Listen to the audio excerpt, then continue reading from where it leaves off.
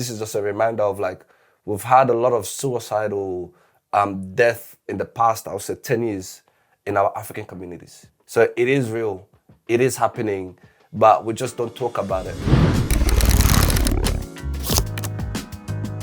Guys, welcome back to Beyond the Shift. I'm Eric. Today I have a special guest by the name of Ishmael. Ishmael is here today. We're going to discuss about joining, challenges he faced. He's a plumber as well. He's a dad. But we're going to dive into his story, the challenges he faced, like I said. And he's going to give us more about his journey. Stay tuned. Stay blessed. Let's hold. My guy, welcome to the channel. Thank you. Thanks for having me, man. I know this whole session has been up and down, calling you, texting you. It's been long. It's been upcoming.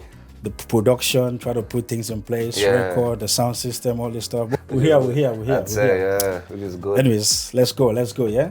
So, who is Ishmael? Because I know you since people out there, they want to know, like, who is Ishmael? Well, my name is Ishmael Kamara. Like what my brother said, I'm a plumber. Right now, I am a licensed plumber and a subcontractor as well. And I am a dad at a young age. So let's get into it. Yeah. So tell me, back this young Ishmael. Well, let's just say... Give us like a brief about you growing up. Yeah. The time you came to Australia, everything. Okay. Before the whole package happened. Yeah. Well, I don't know how to start with that. Let me see. Well, I came to Australia in the early 2000s. Like early 2000s. Came here at a young age. Yeah, Ishmael's a cool kid. Now, I used to be a headache when I was younger. Used to get into a lot of trouble, a lot of fights, play sport a lot. You know, I was a dumb kid when I was younger. Dumb kid. Did a lot of dumb decisions. But now I'm growing, you know, I'm learning as life is going and I'm becoming a man. Let's just say that.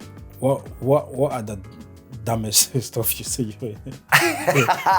Because you say you used to be a dumb kid. Like what dumb stuff you do? Before we get into... I won't say much, but I used to get into a lot of street fights. Oh, yeah? Yeah, like back in the days, I used to rep an area. Back in the days, I won't say the area that I used to rep, but like I used to get into a lot of fights, a lot of headache, been into a lot of dumb situations. Ups and downs. Ups and downs, yeah. So when I was younger, I just didn't know left and right, let's just say that. Okay. So I used to be in a lot of fights, a lot of street fights. Okay, fair enough. From like Bankstown, Blacktown, Punch Bowl, like Kemp Holders. Okay. Yeah. Fair enough. Yeah. So now, talk to me about fatherhood, like dad. What happened? Why did you eat your lunch before lunch? That's funny. Yeah, I don't know. Yes, I had a baby at the age of 17. Used to play quite a lot. Went overseas at that time. I went to the US to trial. Came back, several months later, got the news saying I was going to be a dad. But the person that I was with was not just a one-night stand. She was my partner for 4 years at that time. So we were together for a very long time. And she dropped the news on me. That was not really my aim. I wasn't really focused about that. I was focusing about sport quite a lot. I was focusing about soccer. But she came and dropped the bomb on me. And from there, we just took off. Yeah. So, was this something you guys was planning or it just happened? Nah, man. Nah. That one, no. But I was 17 at that time. Yeah, but you never know, like... Nah, I don't think at the age of 17 you're thinking about having a baby at that time. Because like at that time, I didn't have any financial stability. I didn't know what I wanted to do. I was playing sport at that time. I was playing soccer at that time. And then I was boxing as well. So I was just focusing on those two. So I wasn't really focusing on having a baby at that time. 17. I didn't have money. I didn't have any financial capacity. But it happened. It happened, yeah. I want to know, when the news dropped, were you the one that dropped it to your family or how did they find out? Nah. How mom and dad, the whole family took it? No, because I'm scared of my parents, man, especially my mom. I'm very terrified of my mom. And not in a bad way, but in a positive way. So like, no, I didn't. She was the one that told my parents. So the week that she told me, I think it was on a Friday, around that time. And then on Sunday, saw her sitting in the couch. having a conversation with my mom, and my mom just looked at me with a terrifying eye. And when she left, my mom called everybody in the family, all the elders in the family, my dad, my aunties, uncles. Ishmael's having a baby, blah, blah, blah, blah. She told everybody. And then she gave me the biggest ass whooping of my life that day. Yeah. Like that one, I can remember and I can feel the pain if I think about it, I can feel the pain. She gave me a whooping of my life. And that was the last whooping she ever gave me. And she made sure, I remember that beating. And then, she told my dad about it. But my dad was working in another state at the time. He was working in Wagga at the time. When my mom told him the news, he didn't say anything to me. He didn't call me, he didn't talk to me about it. Nothing for 6 months, 7 months. When he came back to the house, he just sat me down and looked at me and just said, now you will know what it means to be a man. And that was it. Ever since then, never spoke to me about it. No advice of how to handle things, nothing. That's all he said to me, and that's it. Wow. And I didn't know how to take it at that time, so I just said, But now, playing that in my head, yeah, I value those statements that he said to me, and I value that a lot. So now, let me ask you this, You become the plumbing side, Yeah. Was it something you wanted to do in life, or was it because of you're gonna become a dad? Because I know our African parents, they want you to go to uni, go to yeah. Every African parent, it's either a doctor, lawyer, or something that gets to do with corporate, with the nice suit and everything. But no, not really, to be honest. But when she came and dropped the news on me and told everybody, I didn't know what I was doing. I didn't know what I wanted to do. I was confused at that time. I didn't know what I should get into because, to be honest, school is not really my ability, to be honest. I'm not gonna lie, education wasn't really for me. So I was like, shit, now I'm lost, I'm confused. I didn't know what I wanted to do. And then there was one Sunday, my mom went to church. She came back, she says, I got you a job, that's it. I was like, what do you mean you got me a job? I never asked you I wanted a job. So I was like, well, now you're gonna be a dad. You need a sort of income. I got you a job. You're gonna do plumbing, and that's it. So did she find a job online? Or No. So we have a family friend, Sam Aliu, that used to be. He's a really good family friend of ours. His family and mine know each other since back in the days. Okay. Yeah. So he used to do plumbing as well. I didn't even know who Sam was at that time. I knew of him, but I've never seen him or met him like that. But I've met his mom and dad and everything. Yeah, she was like, I got you a job with Sam, and he's a plumber. You're gonna be a plumber too. Case closed. So how did you take that? It was tough. I wasn't happy. I wasn't really happy. I was upset. But at the end of the day, it's either I take the job and try to make income to help the upcoming baby and with the lady that I was with at that time, or I'm gonna keep getting ass whoopings until I get a job. So at the time, I didn't know what I wanted. I didn't know what I wanted to do, so I just had to close my eye and then just take the options that she gave me. It was tough at the time because I didn't know what the hell I was doing. And Sam is kind of a culture, African type of person. So he'll be like yelling, telling me off because sometimes I won't do something right, or sometimes I wouldn't have enough sleep, and be like drilling me up and down every day. Every day. Wow. But unfortunately, I just had to take the abuse and the yelling, and then because I knew now I have a new purpose that I have to serve, so I just took whatever that was coming at me at that time. Yeah, pretty much that's about it. And then today we're here. Now I am a licensed plumber, which I'm happy with.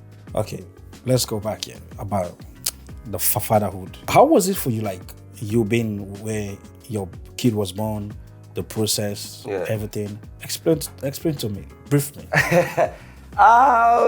It was tough at that time because everything kind of took a stop. As in me chasing soccer, me doing boxing, kind of took a bit of a stop. And the community really didn't accept it. There was a lot of bad mouth towards my mom, towards me as well. Why would you allow your kid to have a baby at this age? All this, you know how the community with their negative statement that they always give. But the bad part and the sad part for me was when a lot of her friends would like badmouth her or badmouth me. I could tell like she's upset and she's disappointed, but at the end of the day, there wasn't really anything she could do to like take her back. And the same with me as well, a lot of like most of my friends bad-mouthing me. Oh, why would you have a baby at this age? Oh, what are you gonna do with your life? You don't have anything going on. All that negative talk kind of did get to me. It affected me for like, I would say like a good 6 months. I didn't know what I was doing. I kind of like ghosted everybody within that period where I just go to work, come home and stay home until I got the strength from my mom, strength of like praying a lot and, you know, try to bypass the whole lot and overcome it. It was tough, don't get me wrong. I'm not gonna say it happened like just in a blink of an eye, but it was tough. It was really, really tough at that age, especially at the age of like what, 17. Your mind is not fully developed for you to handle a lot of negativity. So I was facing that as well. So like going from like being a child and coming to like an adulthood and have all that. Full package. Thank you. All that coming in as well. I didn't know how to handle it, but I would say my mom did a good job by just motivating, talking and helping me out through all of that, which I'm grateful for, you know. Our mom, man, that's one thing we appreciate them for. My mom is the ultimate God for me. Okay, you know? let me ask you this. Yeah. I want you to like explain to us, yeah? You like picture yourself like when your kid was born, that feeling. Oh. I want you to explain to us like how you feel, like what pinch you, say, oh damn, like this is real, I'm gonna be I'm a dad now. So explain to me that part. Let me see. Well, let's just put it this way, like, I don't even know how to describe the feeling. Like, everything else died that day. That whole morning, everything just went blank. All I could see was just him lying there, and like that, I got like a click saying, I am a papa. Like, I'm a dad. Like, at the age of 17, like, everything else stopped, everything just went silent.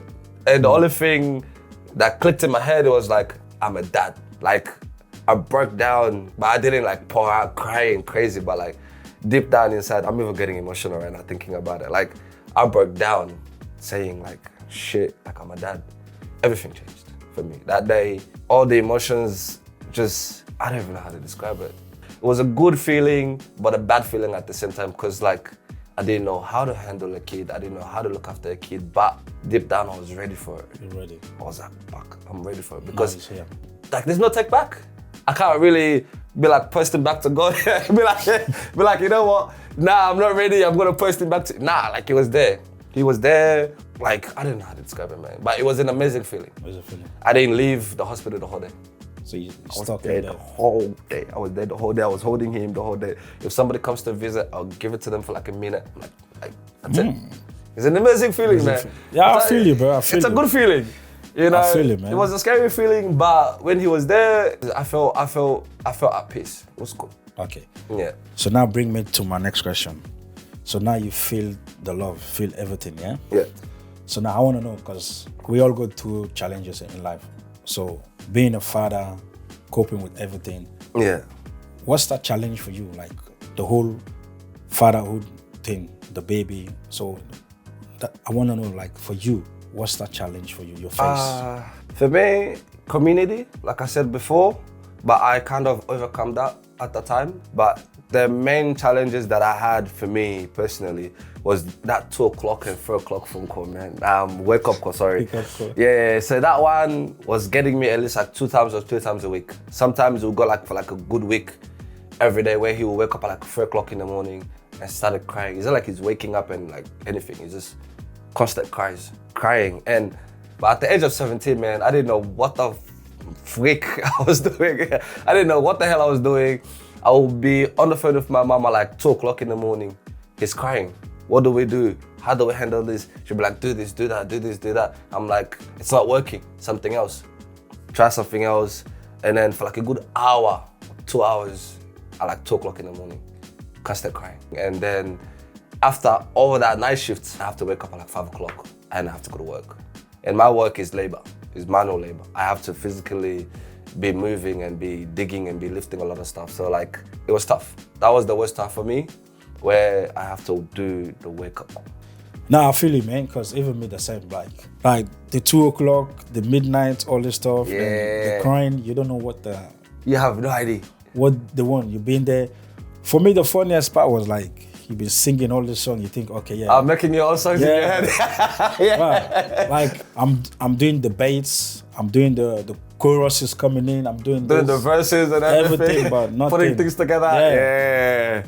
But I feel it, man. I understand. I know people out there too, they kind of like going through that. Through the same. Man. To be honest, I don't feel like anybody can bypass that part. Nah. You got that challenge. Like, I feel like every parent go through that challenge where it's like, you personally, you can get advice from other people, but that advice does not be close to what your child is going through. So you have to make up your own. For you, thing. You're lucky. You call your mom, yeah. Yeah. You know where I was getting my own advice? Yeah. YouTube. It's like how to make a baby stop crying at 2 o'clock in the morning. Like, my wife would be she would testify. But I used to type how to like diaper, like how to do that. I was constantly on YouTube. Yeah, that's why I don't watch movies. So you're always just on YouTube. I'm just on YouTube, watching how to bypass the system. Just watching this. I'll sit there like I will spend the whole time. People that know me, I don't watch movies. I just sit on YouTube, watch different stuff. Like, I want to know like how this thing works. Shout out to YouTube, by the way. YouTube, bro. Like, YouTube YouTube is the GOAT.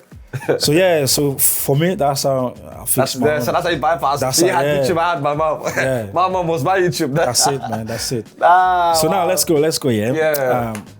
The plumbing. Yeah. So you said it was not something you always wanted. Yeah. So because of this, your mom find a job for you. Pretty much. She's your manager. But she's the boss, manager, everything. I want you to tell me, because like I don't know about anything about plumbing. So explain to us, like, how was that challenge for you? Like waking up in the morning, all this stuff, like being a dad, everything. Like, tell us. It was one of the biggest challenges as well that I faced, because that's not what I wanted. But when I got it, I didn't have a choice. I wanted to do it because of the situation that I was in. But the community wasn't really supportive to quite a lot of things. So they were bad-mouthing again a lot about why are you doing plumbing? Why are you playing with shit, kaka? Or you could be working in the office, you could have done a corporate job, whatever. So that, I used to have like quite a lot of that negativity in the community and with a lot of people as well. All that was getting to me a lot. It was getting to my parents as well, where they didn't know what to say to people, they didn't know what to do, so they just left it. But for me, it kind of got to me quite a lot, because the view that they had on plumbing and the one that I saw while I was doing it was different. Because in our community, they'll think being a plumber is like playing with caca, changing toilet, changing this. Their whole aspects of plumbing, they think is just all about playing with shit. But it's actually not. You can do a new home where you do the plumbing from scratch to finish, and you can do maintenance as well. I wasn't doing maintenance, I was doing construction. But the community they were seeing it as if like I'm doing maintenance where I'm just playing with shit. They didn't like the idea of me being dirty all the time, because I was always being mad. I'll be like smelling like shit. They always used to badmouth it. But at the end of the day, I didn't take a lot of what they were saying, because I was just focusing on the new goal and the new achievement that I wanted to achieve at that time. Plumbing wasn't really what I wanted to do, but as time grew, as time went past, I kind of got passion for it. Fell in love with it, loved every single bit of it, still loving it, still learning till today. It was tough at the time, but I got past it. You know, advice from my mom, advice from my dad a little bit, and the guy that I was working with as well, Sam, he gave me quite a lot of advice, because he went through the same thing as well with the community when he started plumbing. So whatever that he was going through, or whatever that he went through, he was giving me an advice of like how to overcome it, how to bypass it. And you know, through God and through him, to say I've been in this I've situation. been there. So I know how to bypass all of them. So got over it, and now I'm doing quite well. Wow. Yeah. That's one thing about our community. Like, not only the African community, everywhere.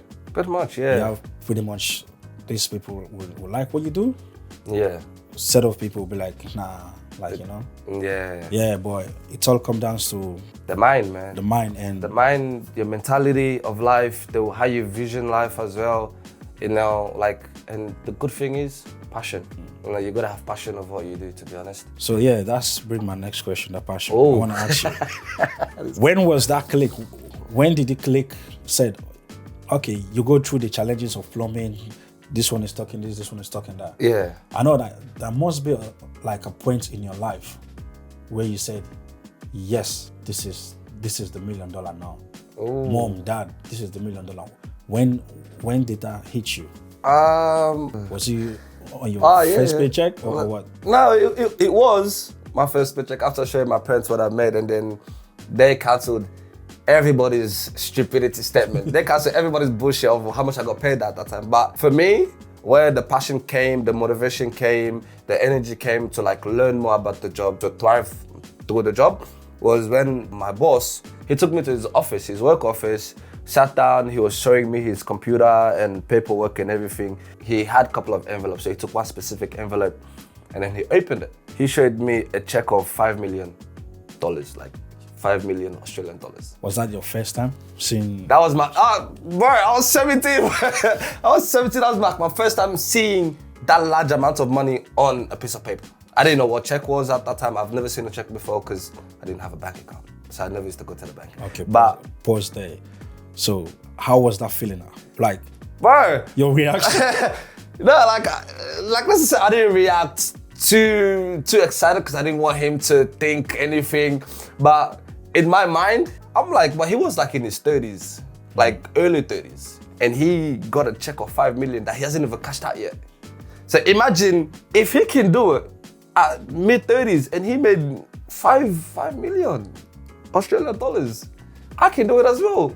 Nothing was stopping him, so nothing is gonna stop me too. So that was my breakout. That was my breaking point where it's like, I'm gonna do everything I can to get to where he is, or probably even better. After seeing that paycheck, man. So just give you the motivation. That gave me everything. Motivation, spirit, energy, whatever you can think of. That day, me seeing that, and the only thing that he said to me was like, if I can do it, you can do it too. The whole day, I was thinking about it. I thought about it for like a good 3 months, and I was talking about it too. The girl that I was with, I told her about it.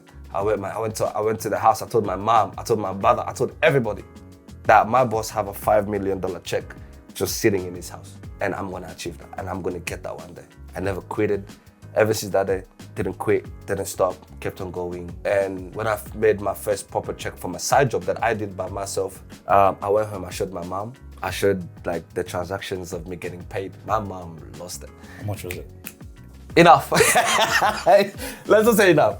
Enough. And my mom was like, I'm getting half of that. I'm like, no, you're not.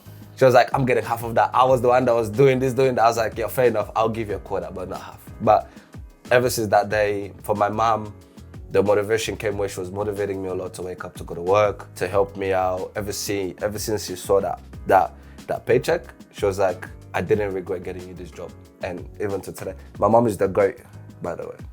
Let me say that again. My mom is the ultimate GOAT. So now, we're almost there, yeah? Yeah. So being a plumber, being a dad, father, you're doing boxing, like you said, you play soccer, all this stuff. How do you balance all this? I wouldn't say I had a schedule. I was just going with the day, to be honest. You know, I knew the times that I had to be somewhere. So I was rushing, I was constantly moving a lot, with no break. Let's just say that. It was a lot of moving. Juggling, man. I didn't know what I was doing. I didn't say I had a schedule where I was planned. No. As the day comes, I knew what I was doing that day. I just went with it. Same rotation for a very long time. And there was no break. It was just for like a good 3 years, same rotation, same thing, over and over, man. Okay.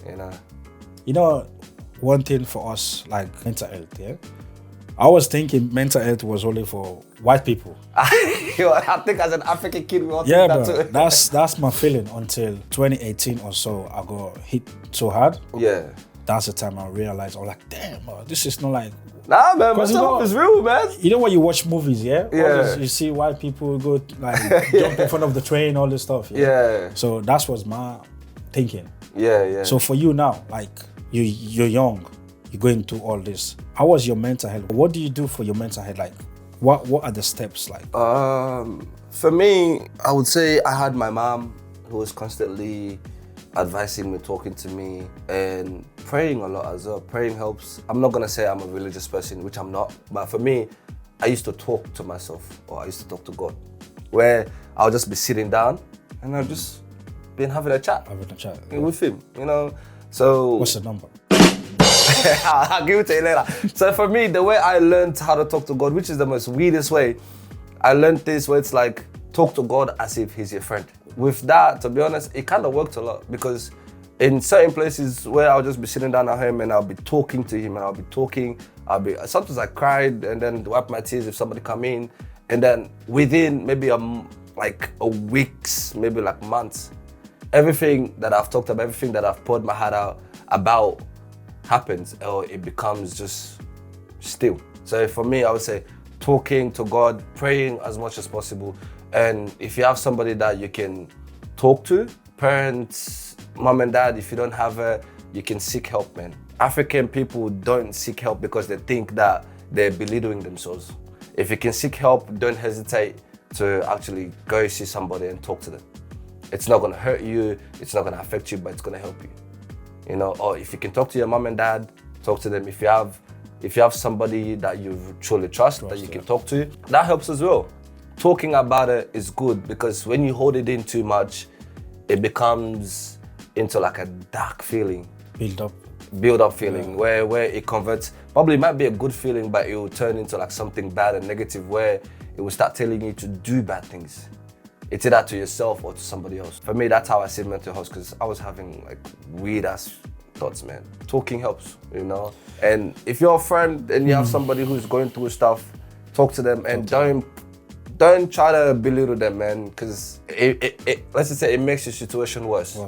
You know, don't use what they've told you in their vulnerable state against them. If you can help 100%. them, if you can't help, let it be, and try to find somebody for them that can help, because mental health is not just for white people, man. It's actually not. No. Trust me, I know.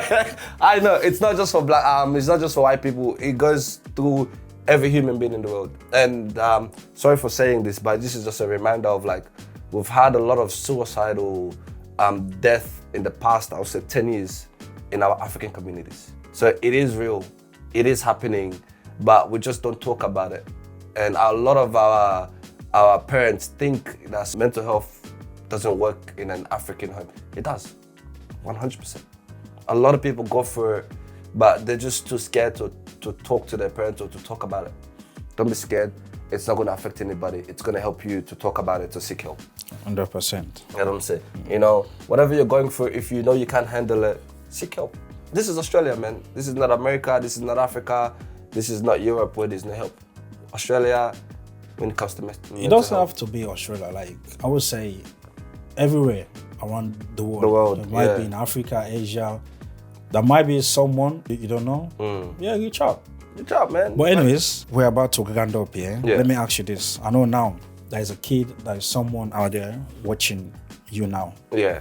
And I want you to give us advice, like the plumbing, the fatherhood, everything you've been through. Then that young Ishmael, if you have the chance to advise that kid and that young Ishmael, what that advice would be? Okay, let me start with the advice first from the young Ishmael. You did a good job not quitting plumbing. Let's just say that. You did a fantastic job of not quitting, doing plumbing, or abandoning the kid at a young age, because kind of, I won't say too much about that, but a lot of people kind of do that. So you did a good job not distancing yourself from the baby, because me seeing Elijah now and the height that he's in and me having a conversation with him, fucking amazing feeling, bro. Telling you now, it was tough at the time, but now every benefit I'm getting. Talking to him, playing with him, going to the park, him beating me in Call of Duty. He beat me one time and I turned off the whole PlayStation, man. That's how upset I was. But it was good. I talk to him as if like he's my friend, like he's my brother.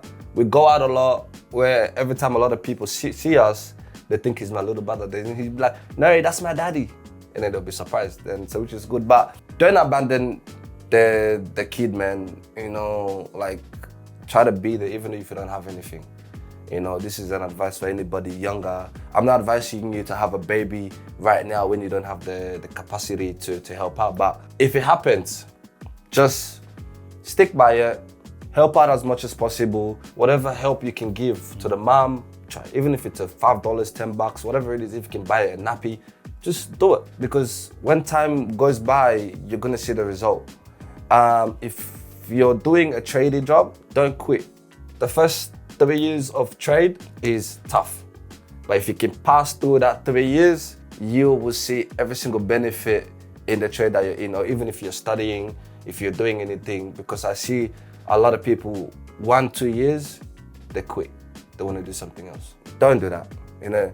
And one thing is try to have passion. Very important for me.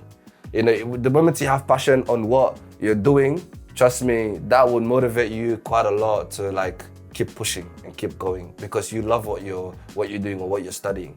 Chase the money, but don't chase the money too much where you put everything that you're trying to study about the money. Because if you do that, you're not going to get anywhere. Focus on the money, but focus on you learning whatever trade or whatever course you're doing in uni. I would say that. And don't take a lot of advices from everybody. It's not every advice that you get in the street that you take, because everybody have different life experience that you can learn from as well. And I know for sure that's what Beyond the Shift is about as well. So yeah. So stay motivated. So now, let me ask you this here: if people want to contact you, so do you have a website? Do you have a page? I have an Instagram page, and I will give Eric my number drop it down. And my business email. I do all sort of plumbing, man.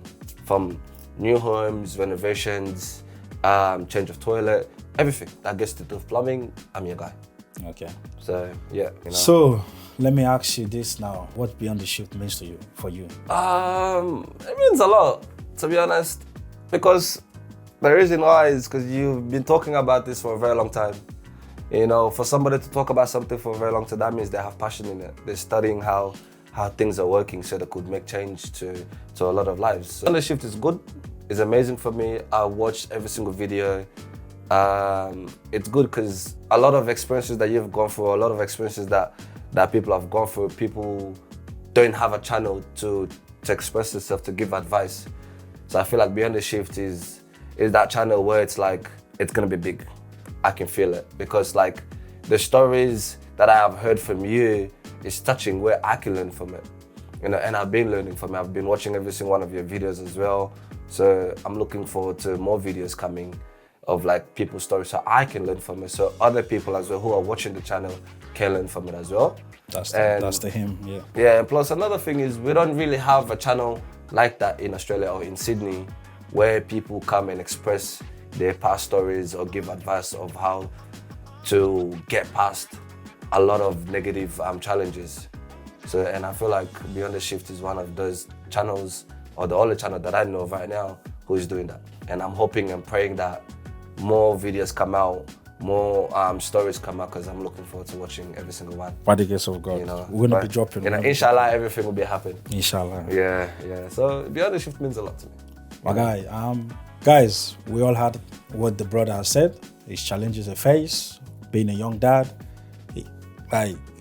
The guy chopped his lunch before he went lunchtime. But still, he didn't give up. He fights his way up. Yeah. He learned from his challenges, his past. Now, he's a better place. So if this brother can do it, I know you too can do it. Anybody can do it. You just have to be positive, motivate yourself. No condition is permanent. 100%. Things can change. The cyclone will come, will hit you, then it will disappear. Then you pick yourself up again. So I know we all have learned something about him, something about what we're gonna be changing in our own lives. So guys, subscribe to the channel, like the video, and turn on that bell. So whenever I upload, you get click notification. Oh, my brother. Once more again, this is Beyond the Shift. I'm Eric. Brother, thank you so much for having me, man. I really appreciate it, man. No worries, brother. Cheers, man. Thank you. Cheers, man. Cheers. Cheers.